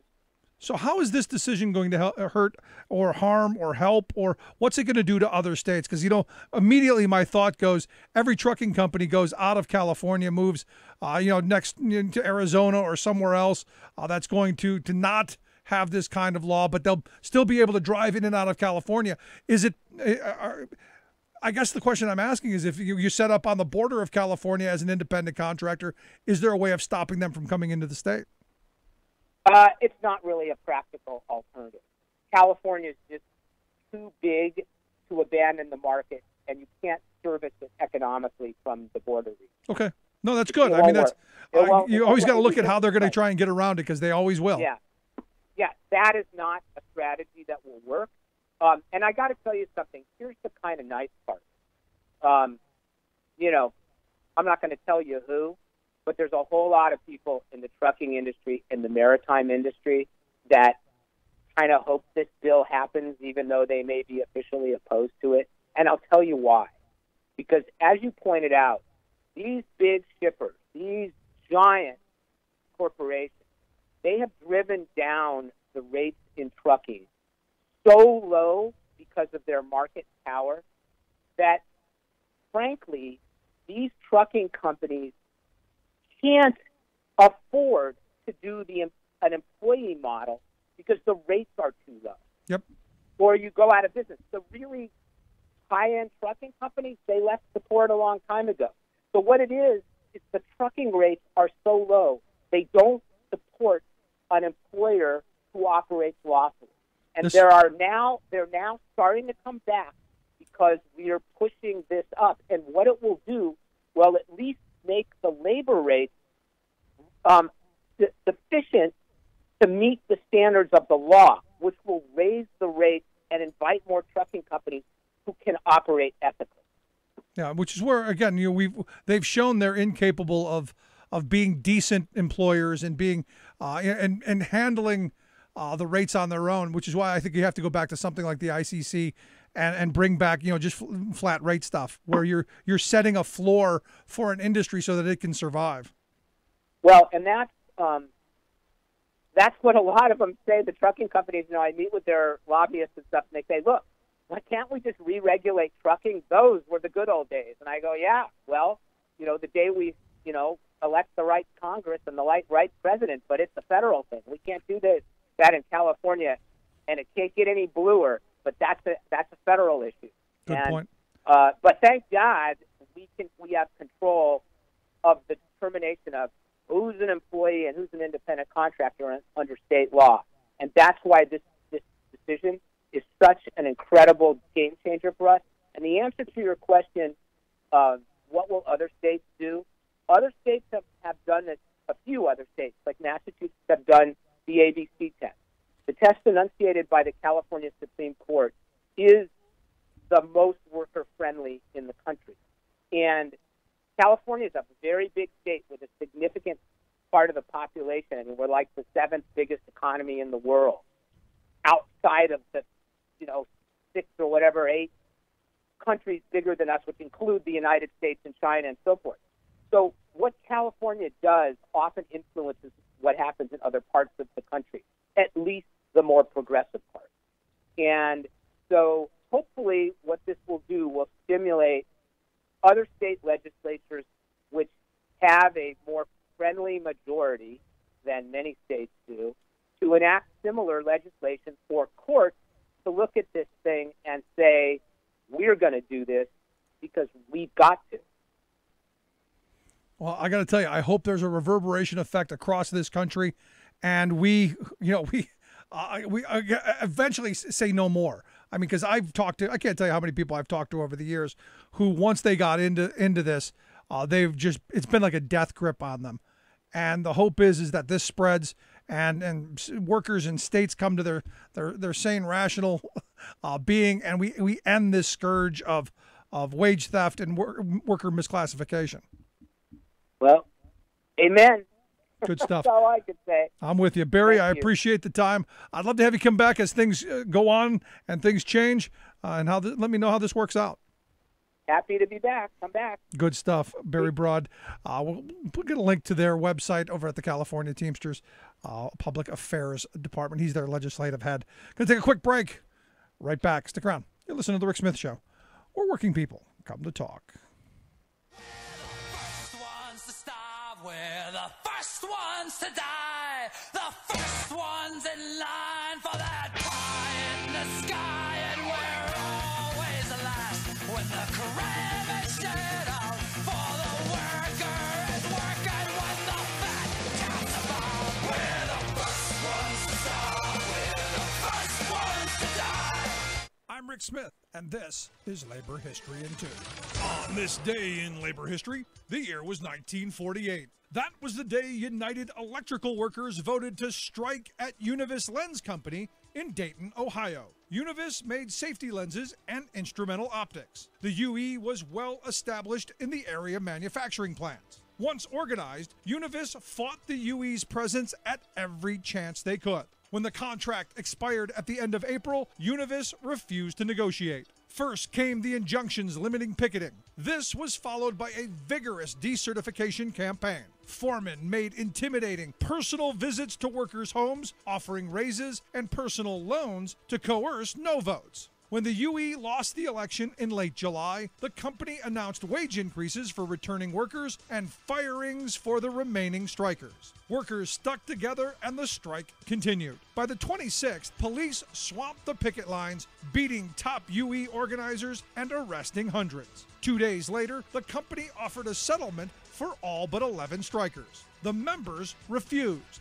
Then, the House Un-American Activities Committee came to town to begin a red-baiting inquisition of the UE district. The city's unions were outraged at the beatings and arrests. They walked off their jobs to bolster the picket lines and were met with tear gas. Governor Herbert called in the National Guard on August 2nd. 1,500 troops rolled into town in Sherman tanks with machine guns trained on the strikers. Scabs were escorted through plant gates between rows of fixed bayonets. Area residents, furious at the virtual martial law, flooded the governor with angry protests until troops were finally withdrawn. The strike ended in victory, with workers winning most of their demands. All but 5 were reinstated, and by the following April, the NLRB voided the decertification election.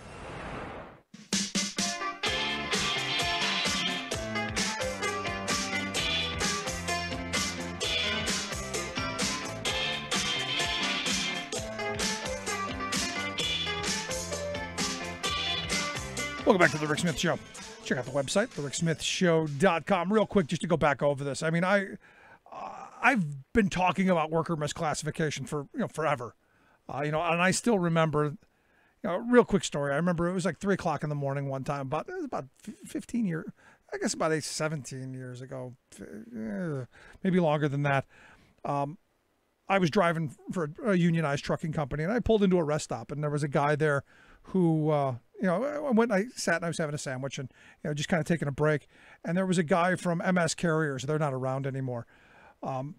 He was going through all of these cards, pushing them in the ATM machine and nothing coming out. And put another one in, nothing coming out. Put another one, credit card after credit card, and there was nothing. And I said, hey, you having a problem with your card? He goes, gave me the whole, my employer didn't put my paycheck in the stuff and all this. And I said, grab yourself a sandwich and a drink and come on over, sit down, and I'll buy you lunch. So, as we're talking, this guy's going through this whole thing of how he got hired on, or so he thought. He was an independent contractor. He was leased his truck, and he was being paid 23 cents a mile at the time for his work. Now, at the time, the union rate was more than double that. So I was making more than double that 23-cent rate. But he was saying, look, in 7 years, the truck will be mine. And I said, well, that's okay, but you do realize that in 7 years, you're going to have to redo everything. You're going to have to put out a boatload of money to refurbish, to redo the engine, and all of the things, because you have well in excess of 1 million miles. And it's going to cost you a huge amount of money. And if you're not doing all your preventative maintenance now, and you're not keeping up with all of that, because you got to have downtime to do that, it's only going to be worse at the end. And he got this ghost look on his face, like he had never thought of that. And he goes, I'm getting screwed, aren't I? I go, yeah, in a bad way, because you're working for less than half of what I'm making, and you're working for a whole lot less than the industry pays, and yet they've saddled you with all the risk. I said, have you blown a tire lately? He goes, yeah, it cost me $500. And you go, you took on that risk so they didn't have to. At some point, you've got to come to the reality that if they're doing this, it's for their benefit, not yours. And I've had that conversation with hundreds of people over the years, in saying, look, if they're selling you, roses, chances are you're getting the manure. If they're selling you this, you're your own boss, you're going to be able to do what you want, you're probably the one getting the shaft here. Now, look, if you want to go and be an independent contractor, be your own boss, and you control your schedule, you control your rates, what you work for, that's one thing. If you are truly an independent contractor who sets your Joe's Trucking, you are truly your own business, that's one thing. But to be driving someone else's truck, wearing their uniform, being where they want you, when they want you, that's a whole nother scenario. And again, good news out of California. Good for them. Gonna take a quick break. When we come back and have a little fun, we're going to talk about South Carolina's 4th congressional district. Quick break. Right back. Stick around. You're listening to The Rick Smith Show. We're working people. Come to talk.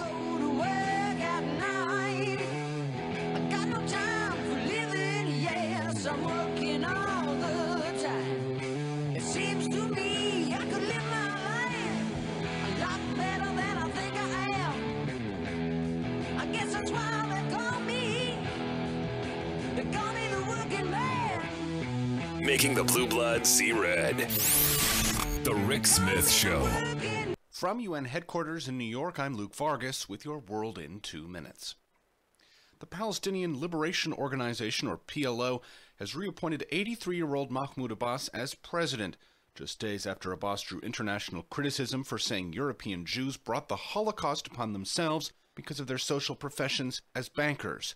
In addition to backing Abbas, the PLO parliament forestalled any discussion of a succession plan, something experts say will pose a major challenge upon Abbas's death or resignation, given sharp tensions between Abbas's Fatah movement in the West Bank and Hamas in Gaza.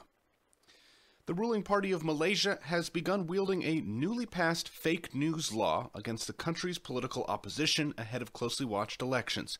92-year-old Mahathir Mohamad hopes to unseat scandal-plagued Prime Minister Najib Razak on May 9th, but he now finds himself under investigation for alleging his private plane used to ferry him to campaign events may have been sabotaged, causing him to miss key rallies. According to the Anti-Fake News Act of 2018, those judged by the government to have spread wholly or partly false claims can be jailed for up to 6 years. And the number of Americans choosing to install residential solar panels on their homes is increasing, and the average income of those adopters is declining. Those findings, published this week by the Clean Energy States Alliance, signal that a previous trend of solar adoption only by America's wealthiest households is starting to change. Galen Barbos is a research scientist focused on electricity markets at Lawrence Berkeley National Laboratory. Annual trends show that PV adopter incomes have been falling and converging toward the median income for the broader population. But that convergence will take some more time. The average median household income of those installing solar panels is $92,000 a year, some 17% higher than the median income of all owner-occupied houses in the United States. Luke Vargas, the United Nations. your proud defender of the American dream, Rick Smith.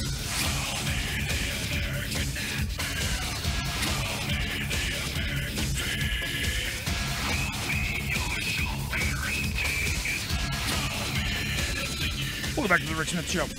Check out the website, thericksmithshow.com. So interesting election time. I look at South Carolina's 4th Congressional District, Trey Gowdy stepping down. You may remember back in April, he basically says, you know what, his time in Congress, a total waste of time. He got nothing accomplished and was basically just an attack dog. So I find it interesting that you've got 19 people running to replace him. And it's, to me, this is a fascinating district because you've got a number of Democrats, a whole bunch of Republicans, and all of the Republicans have said that they're not going to take any endorsement from the Chamber of Commerce, which truly has been one of the Republican mainstay, endorsement folks. So it's, to me, one of those very interesting moments. And I've got one of the Republican candidates on the line to share some of his thoughts on the campaign, some of his positions, and to bang around what he views as the future for the district and for the country. That's why I've asked Justin David Sanders to come talk with us. He's a Republican congressional candidate there in South Carolina's 4th. Justin, thanks for taking time for us. Thank you for having me, Mr. Smith. So, why you jump into this? Why you want to throw yourself into this fishbowl? Well, my passion is to try and help serve and help further what I think is a noble cause, honestly. A noble cause? Being a politician, a noble cause? Did that come out of a Republican's mouth? Well, I'm not one for party politics, honestly. I think that the House of Representatives needs to really be representative to the people, and I want to try and push that agenda to get more people involved in politics, get them to talking to each other, and moving this country to where it needs to go. So let's talk about some of that, because you on your website said that you want to try and restore trust in government. I got to be honest. The reason I reached out to you is that is not the Republicans' position. I would argue for the last 40 years, Republicans have been trying to make us really very distrustful of our government. Why do you want to try and restore what they've taken 40 years to destroy? Well, I guess it's just a different perspective, and that's what I think I bring into the race is a different perspective. It's federal government is not necessarily the vehicle to which we need to put all our eggs. It's the local and state levels that we need to be involved in. Individuals need to take the stand to where, if you want the federal government out of your life, you need to be in the life of the local government. So I agree. It's my idea that to get people competing with their interests. Like every individual is a special interest if you really want to understand it, if you really want to tell the truth about everything. And government is biased to the organized. So as individuals start gaining their voice back and seeing that government can be responsive to them, they'll be able to start pushing more common sense agendas, and that's what I hope for. That's what I want. So what do you consider a common sense agenda? Let's talk about healthcare for a second. Where do you find yourself on the healthcare issue? For, against Obamacare, where do you find yourself? I find myself with the people, that there's a lot of mistrust of the policy, and I can understand why with how it's been implemented. I don't see that healthcare can change. As you've seen, the Republican Party has not been able to repeal it at all, and it's my opinion that a free market approach is the best approach for it. So you're in the pay or die camp? It's not pay or die. I think that the federal government has a responsibility to ensure that healthcare has a standard, meaning there's an education standard that doctors have to live up to. They have to be able to ensure that what they're prescribing to patients is helpful to them and not hurting them, according to studies and knowledge that we're gaining with time. See, I got to be honest with you, Justin. I'm listening to your answers, and I'm going. You're evidently not a typical Republican, because Correct. that answer would not be one I think your other 13 running mates would argue, because most of them don't see a role for the federal government, that it should be up to, as you said, the free market. But the free market, kind of, as I get it, and you can help me if I'm wrong, doesn't do well when it's regulated, according to some on the right. I'm curious your thought. To some on the right, yeah, I can understand that. Well, see, I studied a lot of history, and my major in college is political science, in which I studied from Plato to Hobbes to Paine to current economic theory, which I believe economic theory is moving the political theory. And when we talk about Hobbes, especially, life is short and brutish. People are self-interested, and that's very much true. And that's where government has a role. It's to regulate people's actions when it comes. My rights end where your rights begin. Right. And that is a fundamental belief that we all can stand behind. I think Justice Hugo Black said it the best. You have the right to flail your fist around until it touches the tip of my nose. We agree. Correct.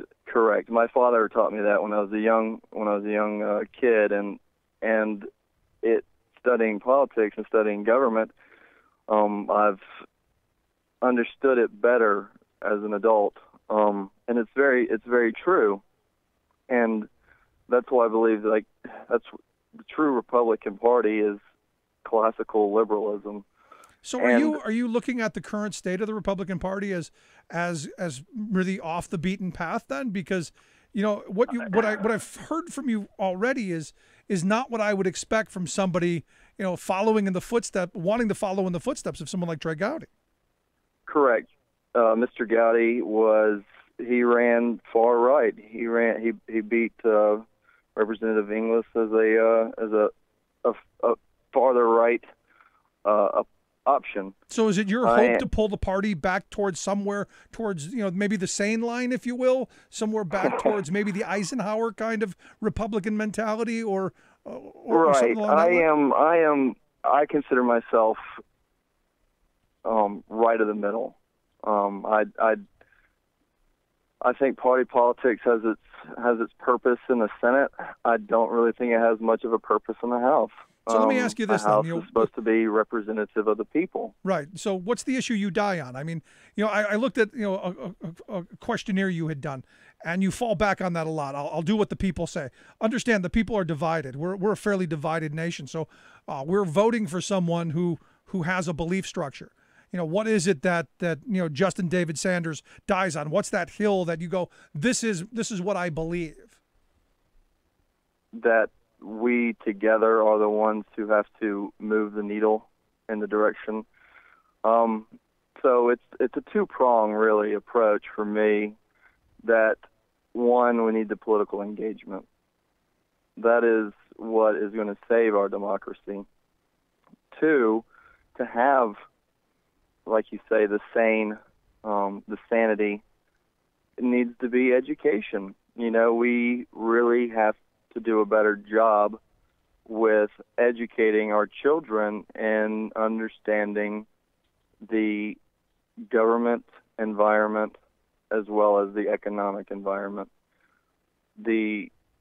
I've heard a lot of people in the race so far, a lot of my the other candidates talk about the American dream.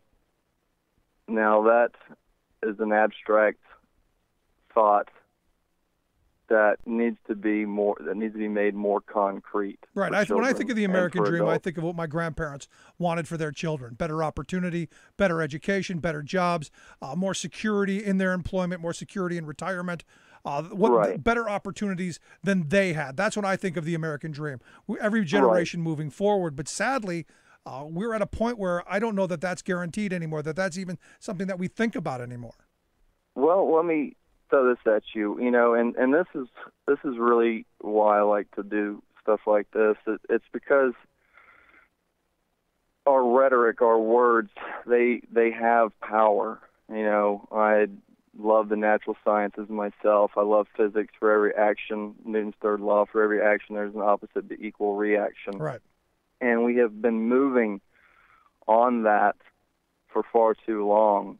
The far right and the far left have been at odds, and they're the loudest, and the media has picked up on that. We have radio hosts, and not to say you are, but and are directed towards ratings and sensationalizing the news and sensationalizing the problems that we're facing, where I feel that most Americans fall in the middle, somewhere in the middle on the left. I mean, if you look at the presidential races, to pass the primary, you have to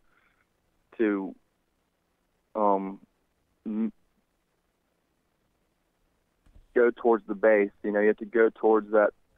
That's the general thought. You play to the play to the crazy during the primaries. You go to the middle during the general. And the fastest person to the middle is the winner. That used to be conventional wisdom, but we've got Donald Trump as president, so I don't know that necessarily works anymore.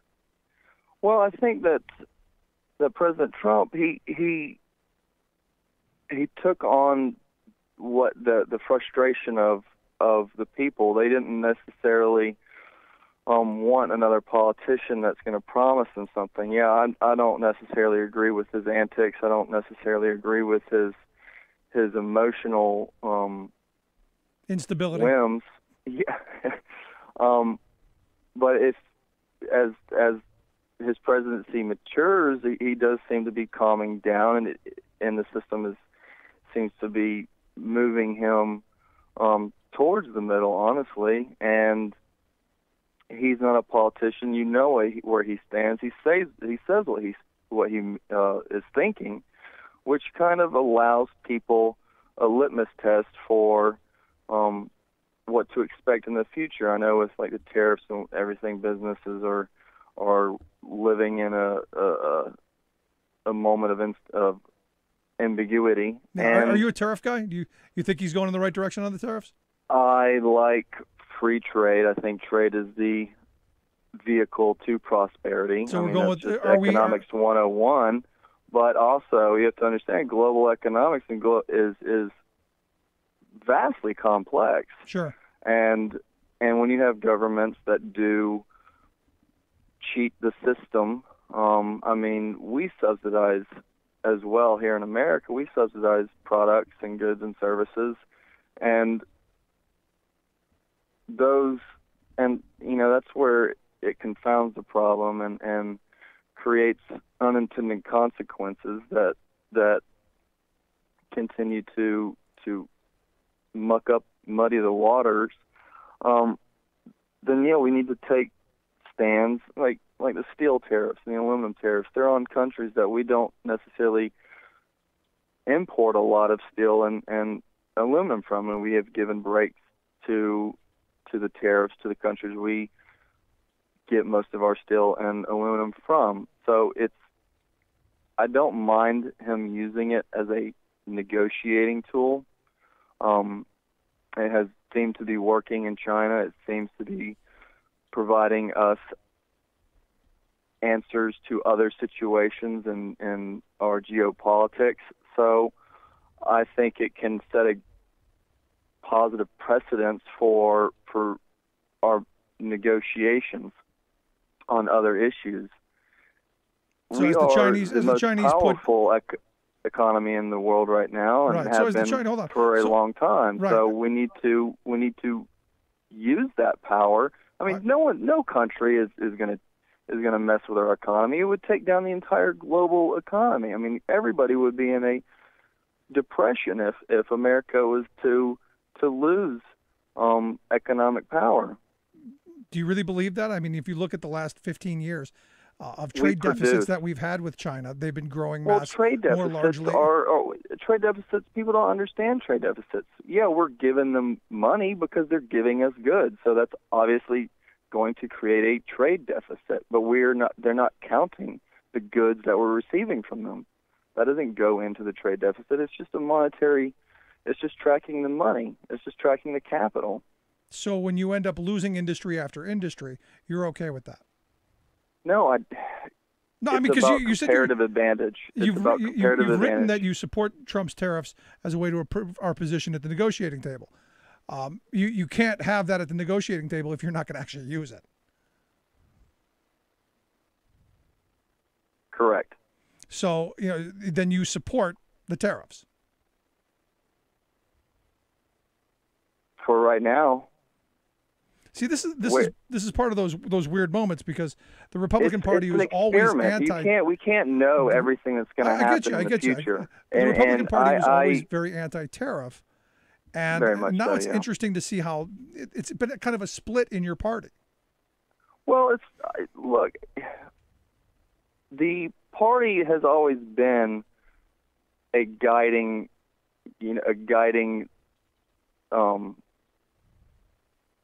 pole. It allows people to understand where you generally stand. It doesn't nail down every issue for every individual that's right, in which the is party. why I've asked you the question. Right. Which is why I asked you about healthcare, which your answer was fairly vague. I mean, we're going to have a free market system. What does that look like? What legislation would you pursue? How would you push for that? What would you do with people who are going to be uninsured? What would you do with people who are living in poverty? What would you do with all of this stuff? I mean, these are questions that I think people want to get answers to, right?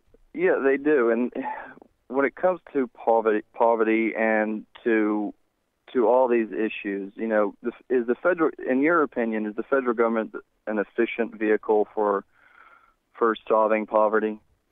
For right now, it's the only one that is actually doing it. And I love the right-wing argument that we let the churches and charities do it.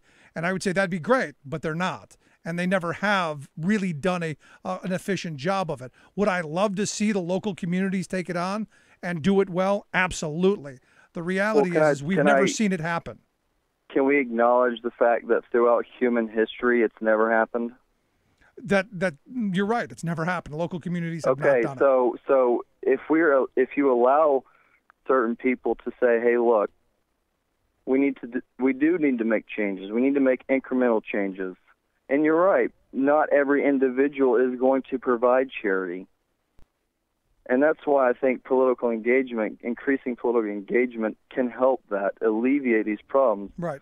We're moving in a time. This is every day is a new day, has never been seen before. And the past has always been worse than the future. And that's what we hope for, at least here in America. And that's what the American dream is about, is that the past was worse than the future. We agree on that. Than today is. So let me ask you then. So we just have to stop being so divisive. And no, I'm with you. But here's the thing. There are two ideologies right now. And there's we seem to be on the opposite ends of those. Or I think, because I'm really not sure where you are, to be honest. I'm not sure where you are either. So I think that right now, the system that we have is one where the federal government has a responsibility to make sure that the poor get health insurance, that we allow no child to go hungry at night, that we help the homeless, especially our homeless veterans. There's all of these things that we should be doing through our federal government. The things that I cannot do individually, I want us collectively to do, so that we, as the richest country in the history of civilization, don't have abject poverty in our borders in places like South Carolina. There are those on the far right who say government should do nothing, and screw those people, let them die. So I'm simply asking, where on that spectrum do you find yourself? I don't believe that. Again, that's polarizing language, in my opinion. So for me, the role of the federal government is outlined in the preamble to the Constitution. We have to establish justice, ensure domestic tranquility, provide for the common defense, promote general welfare, right? And then secure liberty. Right. So that's the role of the federal government. Now, how do we go about doing that? Those are the hard questions. Those are the ones that really make these issues very complex. Do we tax people? And who do we tax? And how do we tax them to ensure that these policies, these our budget plans are working to help everybody out. Yeah, now, those are the questions I'm trying to get you to answer. That's where we're going with it. That's what I'm trying to answer. That's why I'm taking the phone call and taking the time to do that. There is the role of the federal government to help incentivize people to solve these problems. Again, we have to understand that yesterday, last year, 10 years ago, a century ago, has been way worse than it is right now. And that we have to make, government is extremely slow, moving, and it has been, and it was made to be slow. So the government is not the best vehicle for solving poverty overnight. Now, so who is? Let me ask you, in your view, who is? It needs to be everybody together if we're really going to solve it. If you want to solve it overnight, then everybody that has access to capital. It's the people that have access to, that have the capital, that have the liquid capital available, and they have a heart, and they want to make a difference. Right. Last question I've got for you, because I got to wrap quick. So on the jobs front, because I agree with Ronald Reagan, the best anti-poverty program is a job. If the private sector can't or won't create enough jobs, do you support the idea of a public sector employment program, much like the CCC or the WPA? Public sector, oh, absolutely. You know, it's like building. I believe, you know, I'm a combat veteran. I think that men are good at two different things: fighting and building.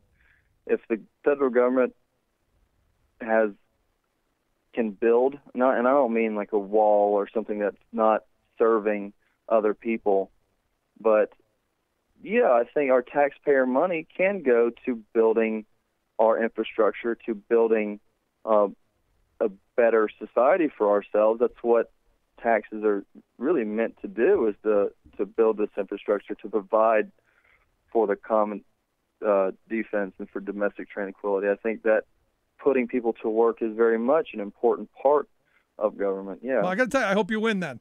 And I hope folks will go to your website, votejsanders.com. There's somebody in South Carolina who, you seem sane, you seem somewhat reasonable. That's the best I can ask for out of the Republican Party these days. Well, I appreciate you taking the time to talk with me. And again, it's about incremental changes and getting involved in the community and getting involved in each other's lives and understanding one another. When we start understanding one another, we start breaking down those barriers of bias and prejudice that have been built up over the centuries prior. So, you know, that's all I ask for, is just a little bit of help trying to move the needle forward. There you go. Justin, good stuff. I appreciate you taking time for us. Thank you, sir. Thank you very much. Again, votejsanders.com if you want to check out his website. Quick break. Right back. Stick around. You listen to The Rick Smith Show.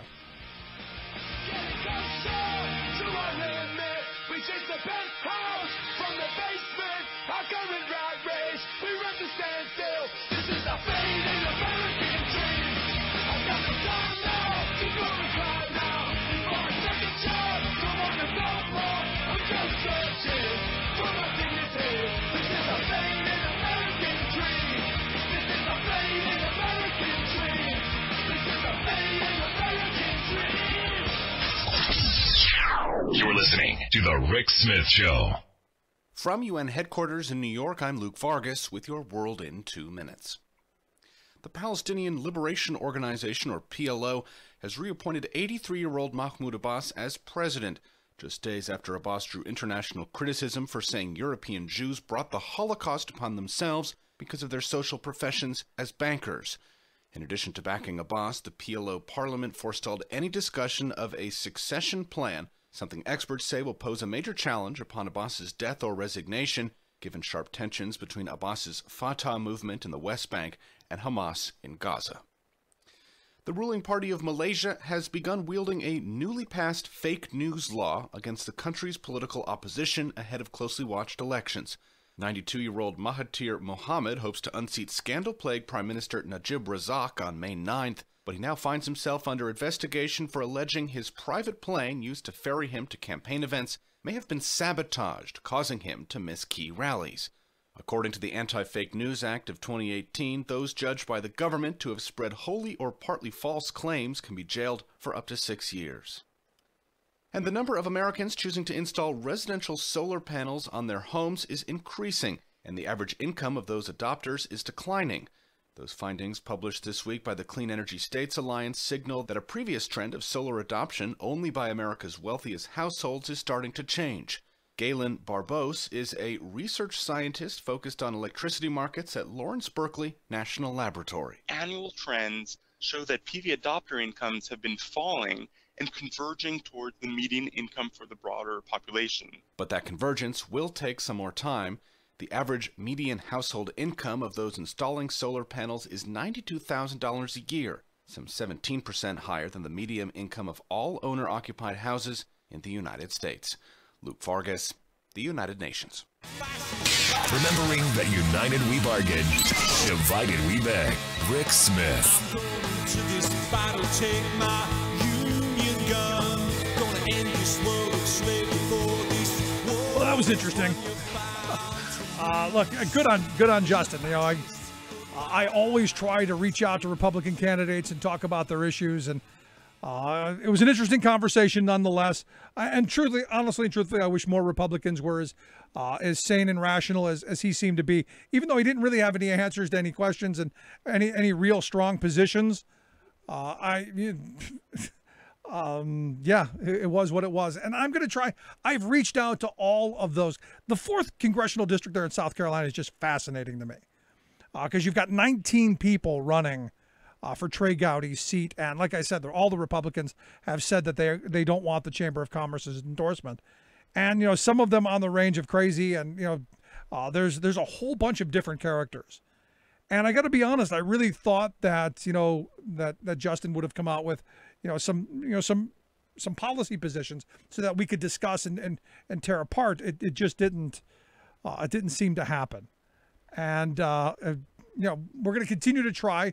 I'm going to continue to reach out to folks in that district because I think it's important to have these conversations.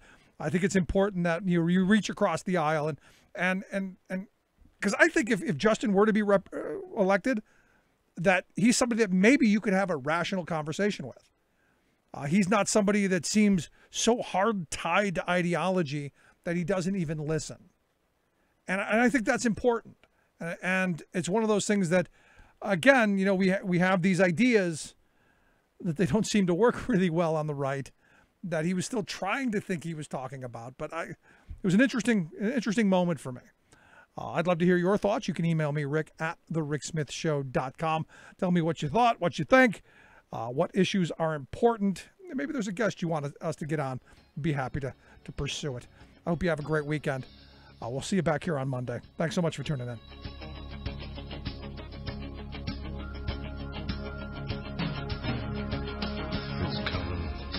You've been listening to The Rick Smith Show.